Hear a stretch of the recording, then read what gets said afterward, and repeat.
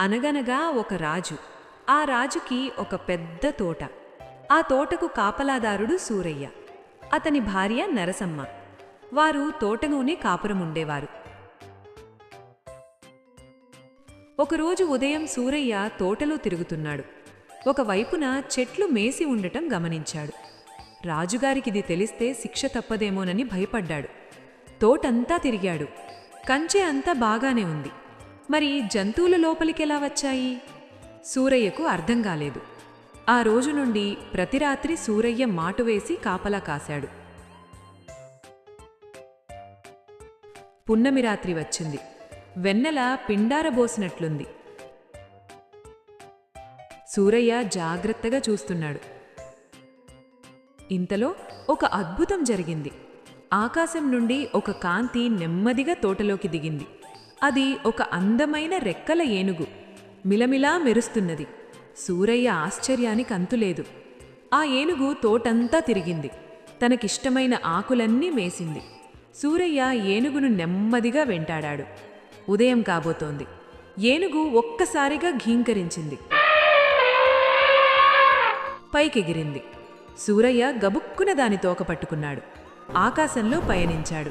వింతలోకం చేరాడు. అక్కడ ఎటు చూసినా రత్నరాసులే. భవనాలంతా బంగారుమయం. జంతువులు ఆకాశంలో ఎగురుతున్నాయి. పక్షులు మాట్లాడుతున్నాయి. పాములు తోకలపై లేచి పడగలు విప్పి నాట్యం చేస్తున్నాయి. ఆహా, ఎన్ని వింతలు, ఎన్ని మాయలు! సూరయ్య కోరిందే తడవుగా అన్నీ ప్రత్యక్షమయ్యాయి. తనకు కావలసినవన్నీ మూటగట్టుకున్నాడు. పున్నమి రోజు వచ్చింది. ఏనుగు తోక పట్టుకుని భూలోకం చేరాడు. ఈ వింతలన్నీ సూరయ్య ఊరంతా చెప్పాడు. వింత వస్తువులన్నీ చూపాడు. కొంతమంది ఇతని మాటలు నమ్మలేదు.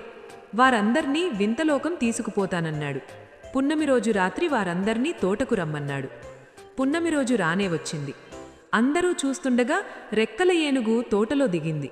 తనకు కావలసిన మేత మేసింది. ఉదయం కాబోతుండగా ఘీంకరించి పైకెగిరింది. సూరయ్య దాని తోక పట్టుకున్నాడు.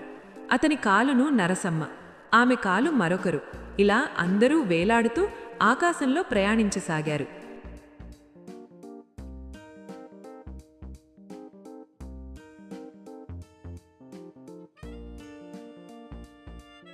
చివరలో మల్లమ్మ వేలాడుతున్నది. ఆమెకు ఒక సందేహం వచ్చింది. ఓపిక పట్టలేకపోయింది. వింబలోకంలో గుమ్మడికాయలు ఎంత పెద్దవిగా ఉంటాయి అని పైవారినడిగింది. వారు తమ పైవారినడిగారు.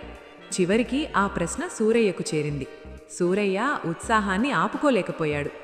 గుమ్మడికాయలు ఇంత పెద్దగా ఉంటాయని చూపబోయి చేతులు చాచాడు. అంతే, ఒక్కసారిగా అందరూ గిర్రున కింద పడ్డారు.